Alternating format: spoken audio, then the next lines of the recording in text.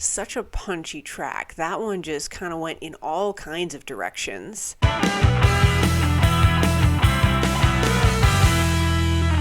Hello everyone and welcome back to my channel. I am Molly and in this video I'm going to be listening to the album Spit by Kittie.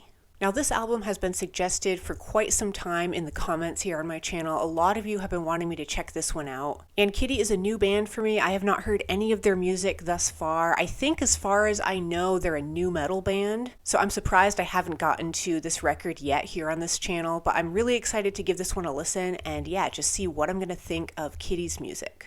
Alright, starting this album off is track 1, which is the title track called Spit.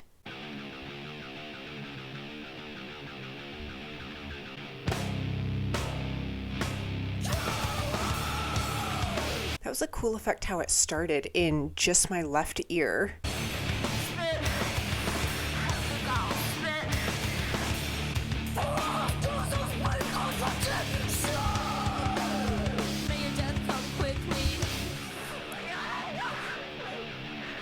I love how they're kind of stopping this song for a minute. You have that guitar just kind of building up this anticipation, and then all of the punchiness comes back.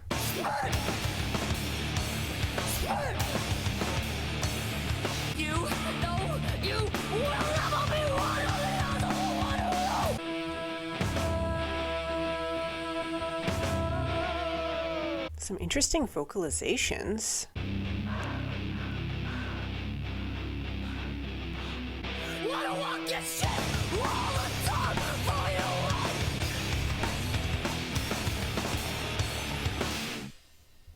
Well, that was track 1, Spit. Quite the opening to this album, that's for sure. I loved the intensity of that song though. Definitely reminiscent of the likes of Slipknot. And her vocals were so impressive to me. They brought so much intensity. But there were moments too where she kind of pulled it in a little bit and they did restraint really well on that song too. They just struck a really intense contrast between those two ends of their sound. But moving on to track 2 is Charlotte.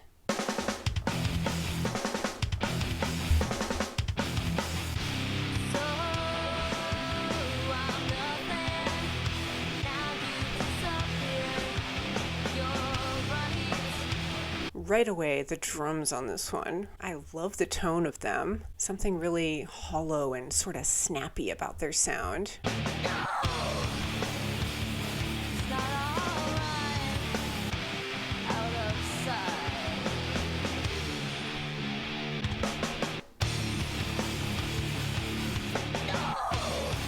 Again, I love the contrast. There's like a melodicness to her voice at times, and then she'll just bring so much intensity.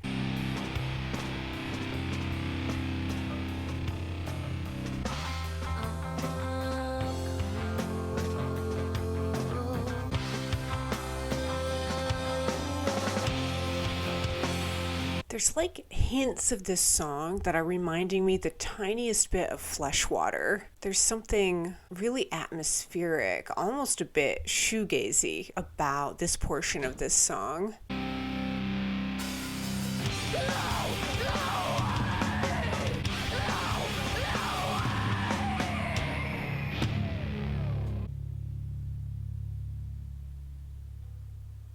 That was track 2, Charlotte. That song kept me guessing, that's for sure. They kept introducing a new twist or turn, it seemed, around every corner. I really enjoy hearing the melodic side of her voice. She's got a really beautiful tone. I mean, I love the heaviness too, but how they kind of balance both of those aspects out is really well done. The bridge there toward the end where it got really pulled in, the bass really shone through. I loved that part. Like I mentioned, something almost shoegazy about it. Just a really great atmosphere on that song. But continuing on with track 3 is Paperdoll.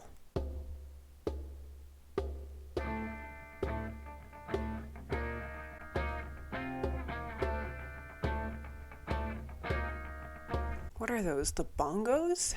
That's what it sounds like. Paper dress, she fits nice, one size fits all. Our souls dead.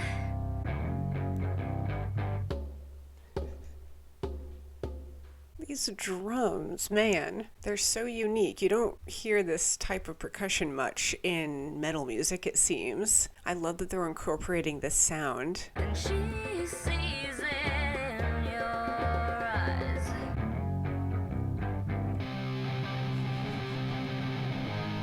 Ah, that guitar. I love the fuzzy distortion on that. She won't do a thing for me.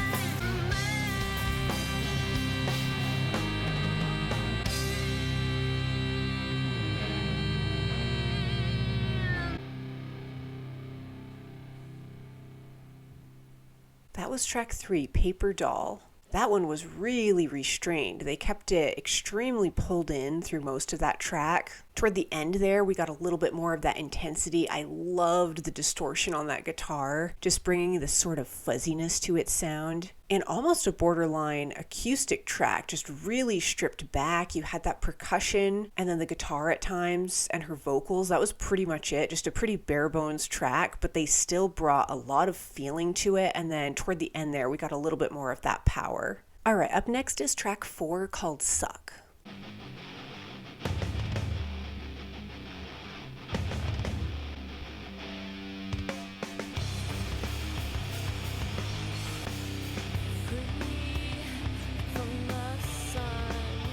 Guitar right there. It's got a sort of squeakiness to it. It's just a cool tone. I love how it kind of contrasts that fuzzy distortion.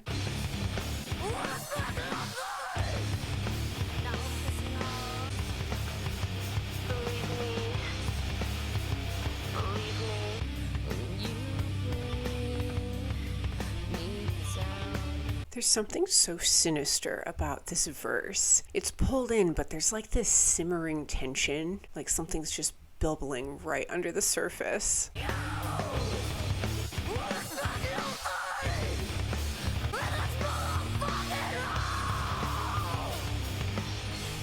And then this chorus is reminding me a little bit of Static X. I'm blanking on the track name, but the song with Bright Red My Shovel by Static X off of Wisconsin Death Trip. That's the song that this track's reminding me of a little bit on the chorus.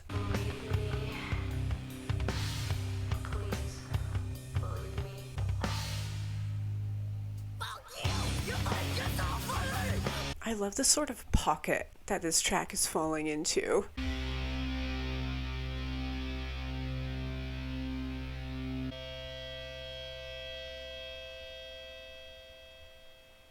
That was track 4, Suck. Such a punchy track. That one just kind of went in all kinds of directions. I loved the punchiness and the aggression at times, but yet again, they would kind of pull it back and keep this restrained aspect to it as well. And I would say that track, of all of the ones I've heard on this album so far, was definitely the most like quintessential nu metal sounding song. It kind of had this great flow to it, like almost borderline hip hop style. But then of course you had all that intensity coming at you too, just hitting you over the head. But moving on to track 5 is Do You Think I'm a Whore?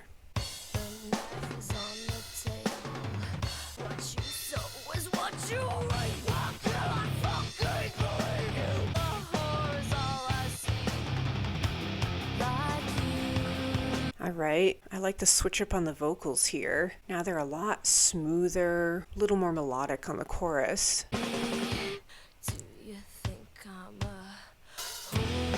That was fun, how they just kind of stopped the song like that for a second.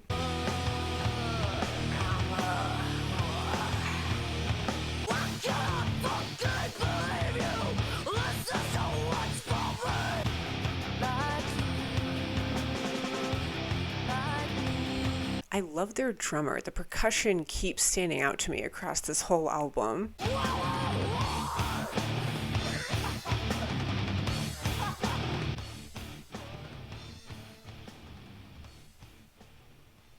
That was track 5, Do You Think I'm a Whore? That one, I really enjoyed just how melodic her vocals were on the chorus. They had this really beautiful smoothness to them. I mean, she can bring the intensity and kind of belt out the more powerful parts of these songs, but I kind of like when she embraces that more melodic aspect to her voice. And the drums, too, were absolutely fantastic across that whole track. Those really stood out to me, just bringing this sort of understated intensity to the song. But I'm going to continue on with track 6 called Brackish.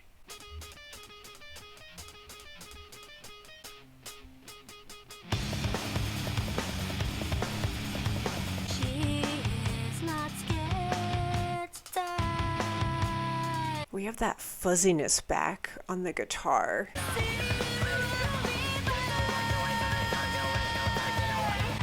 Be okay. Look at your face, scarred in dismay. Think I'd rather crucify that That little sound effect right there, what was that?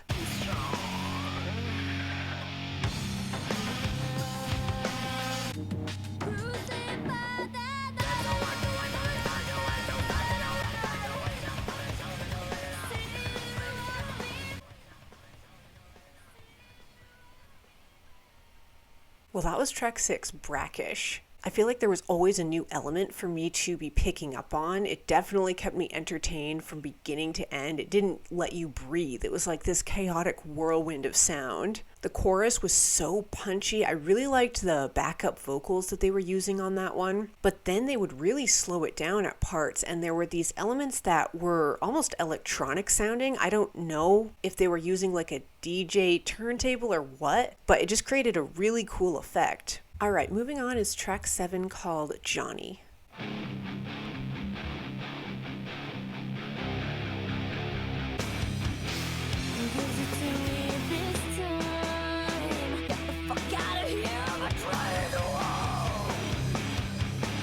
Her voice, when she brings the intensity, it's like it just opens up. It's just a force.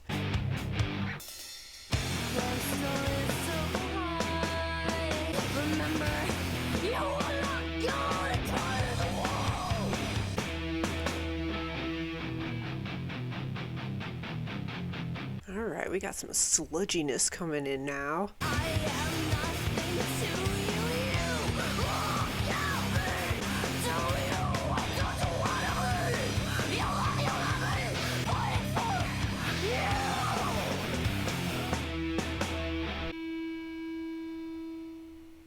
That was track 7, Jonny. Just a walloping track. Man, that one kind of hit you over the head with all of the intensity. There was that one part in the song that I loved where it stopped for a brief second and you had that little flourish from the percussion and then the song just came right back in. They're doing so many little playful things on this album, even though it's so intense. They're just keeping it really entertaining. But up next is track 8 called Trippin.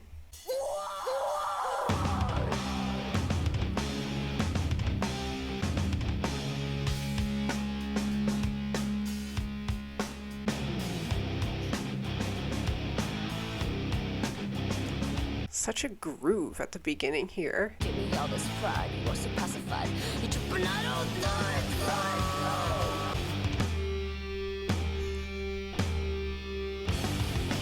All right, they surprised me there with that little change up.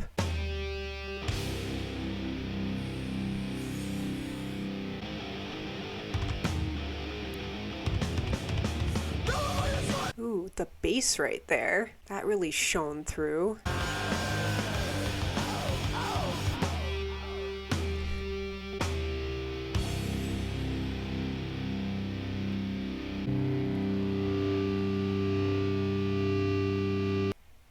Quite a sudden ending on that one, but that was track 8, Trippin'. A very strong sort of hip hop, almost rap leaning direction with that one. Just a very loose relaxedness to the quality of the sound. But I love how they would kind of get you comfortable with this pocket that the song fell into. I mentioned how groovy it was at the start, and then they would snap you out of that with that sudden break where just the drums would come in and it would kind of slow down and get a lot heavier. But I'm going to move on to track 9 called Raven. Not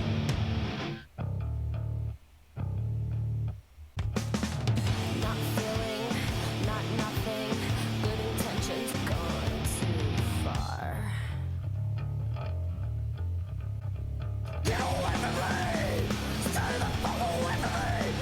contrast. You went from that really pulled in bass with nothing else, and then they just throw everything in your face.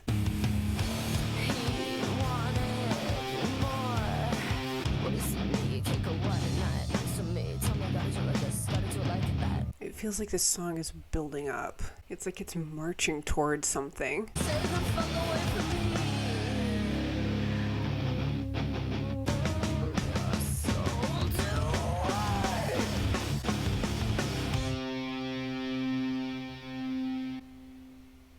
That was track 9, Raven. I think the standout on that song for me was that bass. I love how emphasized and how much that shone through on that track. It was kind of like the last song, Trippin, with how it would stop and it would have these breaks. But on the last song, we had the drums kind of emphasized on those breaks. And on Raven, it was the bass that was really coming through. Again, just sort of this stopping and starting pattern that is just kind of yanking you around with sound. It's like you're getting whiplash. All right, moving on is track 10 called Get Off, You Can Eat a Dick.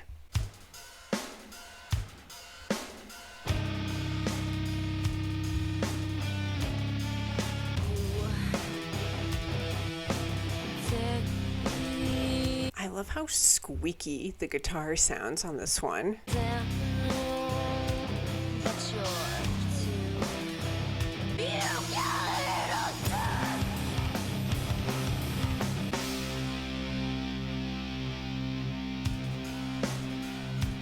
The drums right there, when they shine through on this album, I'm loving all of the little sounds that their drummer is creating. Just all these little flourishes are adding a lot of texture to this album. I'm suffocating.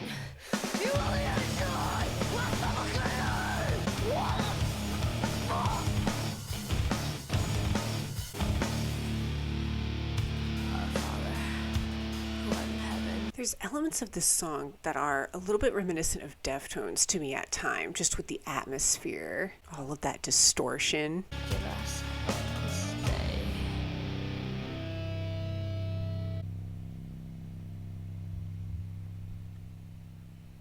And then I guess that one is just gonna fade out. But that was track 10, Get Off, You Can Eat a Dick. I loved the fuzziness of that one. The distortion on that guitar was so incredible. It's like there's these chunks of the song where they kind of let you breathe a little bit and they pull things in, which as a listener I kind of appreciate. I think if this were just an intense record from beginning to end, no holding back, it would almost be too much. And I love how they're kind of pulling it back a bit and having these more almost relaxed moments, at times even melodic moments on this album before they just wallop you with the intensity again. But moving on to track 11 is Choke.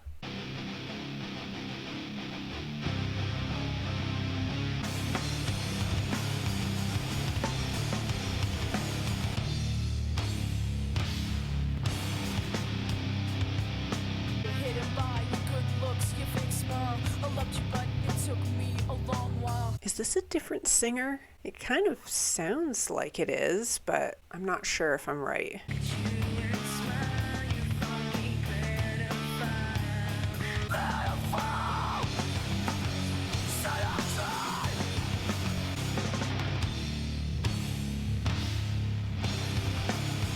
There's such an explosiveness to this song, man. With those drums especially, they're just bringing so much intensity. I guess not.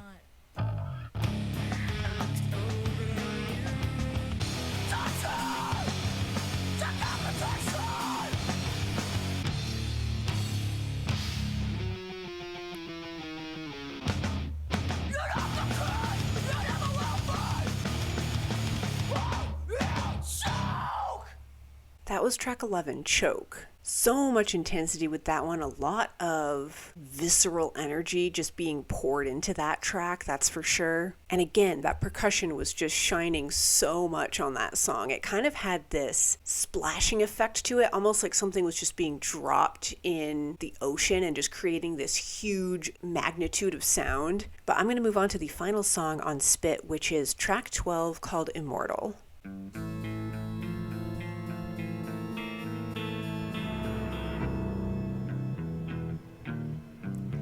There's just something very gothic about the tone of this one, almost like I'm in a demonic temple or something. That's the atmosphere that it's conjuring up while I'm listening to it.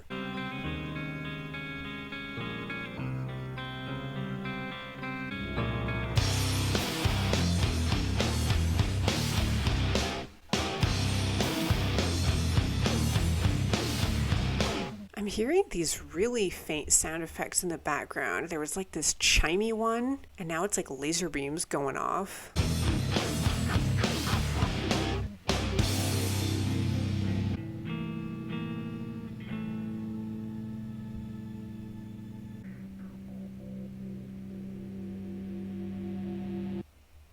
Well, that was track 12, Immortal. I guess that was a purely instrumental close to this album. There were not any vocals on that one. Something really smooth, extremely atmospheric about it. And then they did bring a little bit of that intensity back toward the end. The percussion was reintroduced. But yeah, just a really interesting tone on that one. Something a little bit dark, sinister about it, and yet very understated and kind of acoustic at the same time. Well, that is going to conclude my reaction to Spit, the debut studio album from the band Kittie. This record had so much intensity on it. I don't really know what exactly I was expecting, but they brought even more power and emotion to this record than I could have ever imagined. Some of the standout tracks for me with one listen, I loved track 4, Suck. So much intensity with that one. It just kind of hits you over the head with sound. Track 10, Get Off. I loved the atmosphere of that one with that fuzzy distortion. And then I think my favorite with one listen is track 6, Brackish. That one just had tons of variety on it. There was